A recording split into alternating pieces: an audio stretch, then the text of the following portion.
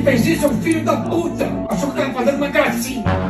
Gente, fez essa montagem aqui, uma vibe mais sexto ano e tal. Enfim, eu vou virar uma vez e falar assim, mano, tu tá no Tinder? O que tá acontecendo? Bora ver a reação dele. Gente, será que ele vai acreditar? Porque isso aqui tá uma merda.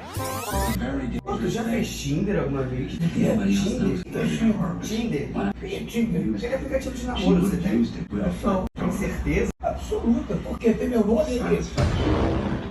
Quem mandou isso? Tá isso. Você nunca entrou nisso não? É aplicativo de namoro, cara. Nunca entrei nisso aí! É sua cara, essa foto não é tu? Tu botou aonde essa foto? Ah, sei lá, pô. Pode deletar isso, por Eu favor? já pedi pra denunciar. Mas não sai. Você deve ter já entrado nisso alguma vez, né?